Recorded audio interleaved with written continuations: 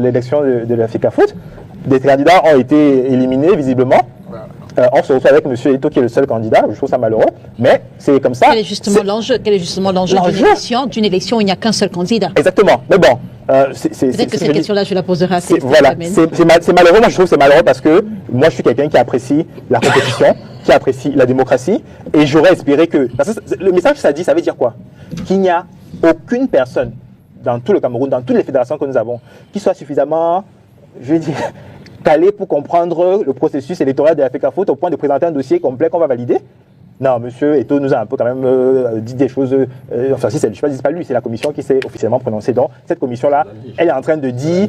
Voilà, bon, peut-être, mais c'est une commission qui s'est prononcée. Je ne sais pas comme s'il avait dit. Je ne vais pas dire qu'il est quand même fait allégeance au président Paul Biya. Il y a études de dossiers.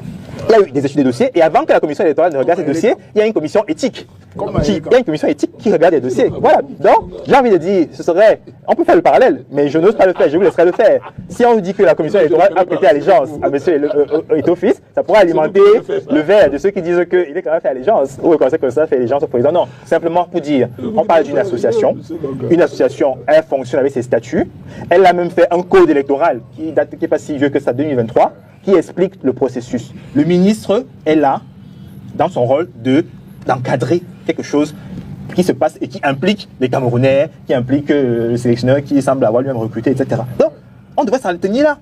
Et s'il y a des recours à faire, s'il y a des personnes qui ne sont pas satisfaites avec la façon dont la FECAFOOT se déroule, ils ont des instances en interne déjà, des commissions de recours, et ils peuvent remonter. Je crois qu'on a un Camerounais qui est allé jusqu'au tribunal, au TAS, quand il n'était pas content de la façon dont la fait. Il y a d'abord le comité olympique sur le plan national, ensuite il y a le TAS et la FIFA au niveau mondial. Tout ce qui s'est fait à côté, d'ailleurs, vous voyez quand son courrier, le ministre ne dit pas qu'il interdit, il dit qu'il va saisir.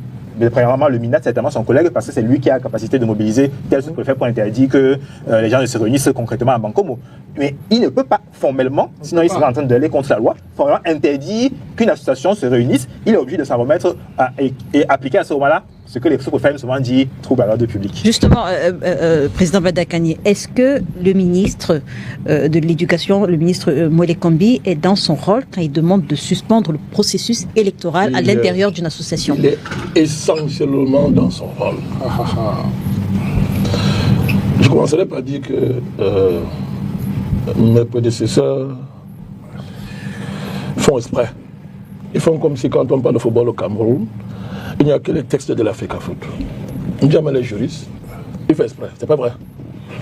Le football au Cameroun et le sport en général, est régi par des lois, parmi lesquelles la loi numéro 18, 014 du 11 juillet 2018. Je vous dis ce que cette loi dit, je le résume simplement.